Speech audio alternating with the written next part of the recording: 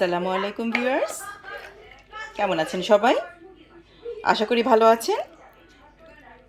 আজকে আপনাদের মাঝে নিয়ে এসেছি খুবই মজার একটা রেসিপি, চুই ঝাল দিয়ে গরুর গোশত। চুই ঝাল দিয়ে গরুর গোশত কে কে খেয়েছেন? আমি কিন্তু এই প্রথম। আমার এক বন্ধু বা ছোট বোন বলতে পারেন, সে সেই খুলনা থেকে বাংলাদেশে গিয়ে আমার জন্য চুই ঝাল নিয়ে এসছে। এই প্রথম আমি তার কাছ থেকেই রেসিপিটা শুনে চুই ঝাল দিয়ে নতুন আলু দিয়ে গরুর গোশতের ঝোল করেছি। এত সুন্দর ফ্লেভার এবং টেস্টও এত মজার হয়েছে, মানে আমি কি বলবো, বলে বোঝাতে পারছি না। আশা করি আমার আজকের রেসিপিটি অবশ্যই আপনাদের ভালো লাগবে। চলুন দেখে নিয়ে কীভাবে রান্না করলাম, আমার সাথেই থাকুন। চুই ঝাল দিয়ে ভীষণ মজার গরুর গোশত রান্নার জন্যে নিয়ে নিয়েছি এখানে প্রায় 3 থেকে 3.5 কেজি গরুর গোশত। আমি গরুর গোশতগুলোকে ভালো করে ধুয়ে পরিষ্কার করে উপরে আমি পেঁয়াজ কুচি দিয়ে দিলাম। একটু মোটা মোটা করে পেঁয়াজগুলোকে কুচি করে নিয়েছি। এখানে আমি 4টা বড় বড় পেঁয়াজ দিয়েছি। গরম মশলা দিয়ে দিচ্ছি তেজপাতা, এলাচি, দারচিনি, একটা স্টার অ্যানিস আর কয়েকটা লবঙ্গ। বাদবাকি মশলাগুলো দিয়ে দিচ্ছি।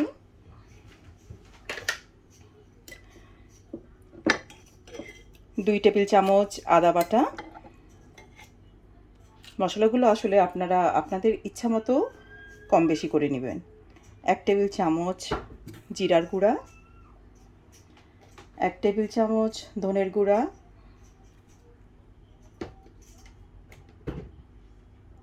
চুই ঝালটা খেতে কিন্তু অনেক মজা।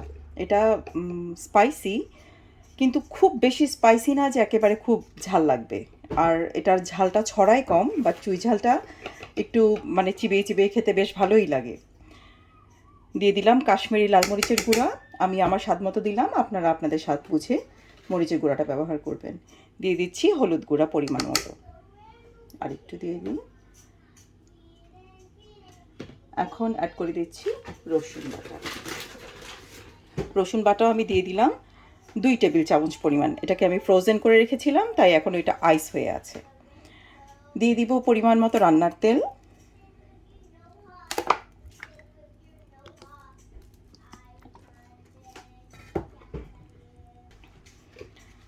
আর দিয়ে দিব স্বাদ মতো লবণ। এটা অবশ্যই আপনারা স্বাদ অনুযায়ী দিবেন। আমি এখন এতটুকু ব্যবহার করছি, লাগলে পরে অ্যাড করা যাবে। এগুলোকে এখন খুব ভালো করে হাতের সাহায্যে মেখে আমি একবারে বসিয়ে দিব। আমি মাংসগুলোকে খুব ভালো করে মেখে গ্যাসটা অন করে দিয়েছি। আর এখন দিয়ে দিব 2 থেকে 3 চামচ ভিনেগার, সাদা ভিনেগার। আমি ভিনেগারটা মাংসে অ্যাড করা পছন্দ করি, এতে মাংসটা সিদ্ধ হয় তাড়াতাড়ি। শুধু তাই নয়, হজম হতেও সাহায্য করে। এখন আমি মাংসটা ভালোভাবে কষিয়ে নিব। এই ফাঁকে আমি চুই ঝালের যে স্টিকটা আমার এক বন্ধু বা ছোটো বোন যাই বলি না কেন, ও খুলনা থেকে, সেই বাংলাদেশ থেকে খুলনা থেকে আমার জন্য নিয়ে আসছে। আমি যে কত কৃতজ্ঞ ওর কাছে। আমার খুব খাওয়ার শখ ছিল, আমি কখনোই আগে চুই ঝাল খাইনি। আমি ওর কাছ থেকে শুনেই আমি ওর রেসিপিতেই রান্না করছি। চুই ঝালগুলোকে আমি একটু চামড়াটা ছিলে আমি একটু এরকম টুকরো টুকরো করে কেটে নিয়েছি এবং ভালো করে ধুয়ে রেখেছি। তো চুই ঝালটাকে আমি পরবর্তীতে অ্যাড করতে যাব। ঢাকনাটা খুলে একটু দেখে নিচ্ছি।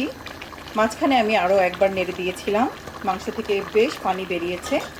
এই পানি দিয়েই মাংসটাকে আমি পুরো কষিয়ে নেওয়ার জন্যই চেষ্টা করব মাংসটা যেন অ্যাটলিস্ট 80 থেকে 90% সেদ্ধ হয়ে যায় কষানোর মধ্যে। সো আমি এখন ঢাকনা দিয়ে আবার ঢেকে রাখছি। গোশতের পানি অলমোস্ট শুকিয়ে গেছে। আমি চেক করে দেখলাম গোশত আমার প্রায় সিদ্ধ হয়ে গেছে। আর এই পর্যায়ে আমি চুই ঝালগুলো দিয়ে দিচ্ছি, সাথে কয়েকটা আস্ত কাঁচামরিচও দিয়ে দিচ্ছি। খুব বেশি দিব না, অল্প দিচ্ছি, বাচ্চারা খাবে তাই পরিমাণটা কমায় দিচ্ছি। আমি এগুলো দিয়ে আরও একটু ভালো করে নাড়াচাড়া করে নিব। মাংস রান্নায় দিয়ে দিচ্ছি আমি বেশ কতগুলো একদম নতুন আলু। এগুলোর যে চামড়াগুলো একদম পাতলা, ওভাবে কাটা যায় না, পিলার দিয়ে মানে পিল করা যায় না। আমি এগুলোকে ঘষে ঘষে যতটুকু পাতলা চামড়া উপর থেকে উঠাতে পেরেছি উঠিয়েছি। খুব ভালো করে আলুর সাথে একটু আবার মিশিয়ে কষিয়ে নিচ্ছি। দিয়ে দিব বড় বড় আস্ত 3টা রসুন, মিশিয়ে নিব খুব ভালো করে। এর মাঝে এখন দিয়ে দিব জিরা, মৌরি, এগুলোকে আমি একটু হালকা করে তেলে আমি ভালো করে গুঁড়ো করে নিয়েছি, এগুলোকে দিয়ে দিচ্ছি আমি, খুব সুন্দর একটি ফ্লেভার অ্যাড হওয়ার জন্যে। খুব ভালো করে মিশিয়ে গরম পানি দিয়ে ঝোল করে নিব। আমি পরিমাণ মতো গরম পানি দিয়ে দিলাম, অপেক্ষা করব আলু সেদ্ধ হয়ে আমার ঝোলের পরিমাণটা আমার যতটুকু দরকার ততটুকু টেনে আসা পর্যন্ত। এর মাঝখানে বলে নেই কি যে অপূর্ব সুন্দর একটা ফ্লেভার আসছে, যেটা আমি আপনাদের সাথে শেয়ার করতে পারছি না, তাই আসলেই আমার খারাপ লাগছে। অপেক্ষা করছি বলক এসে ঝোলটা টেনে আমার পরিমাণ মতো ঝোল আসা পর্যন্ত। ফিরে আসছি 8 থেকে 10 মিনিট পর। রান্না আমার অলমোস্ট ডান। আমি আর একটু ঝোলটাকে শুকিয়ে নিব, বাট এই পর্যায়ে আমি দিয়ে দিচ্ছি প্রায় 1 চা চামচ পরিমাণ গরম মশলার গুঁড়ো। এই স্পেশাল গরম মশলার গুঁড়োর রেসিপিটি আমার চ্যানেলে দেওয়া আছে, আপনারা চাইলে আমার চ্যানেলে গিয়ে দেখে নিতে পারেন। এগুলোকে একটু মিশিয়ে আমি আরও 5 থেকে 7 মিনিট জাল দিয়ে নিব। ভীষণ মজার চুইঝাল দিয়ে গরুর গোশত রান্না আমার একেবারেই কমপ্লিট হয়ে গেছে। খেতে দারুণ মজা, আমি একটু টেস্ট করে দেখেছি, আর ফ্লেভার সে তো আমি বলে বোঝাতে পারছি না।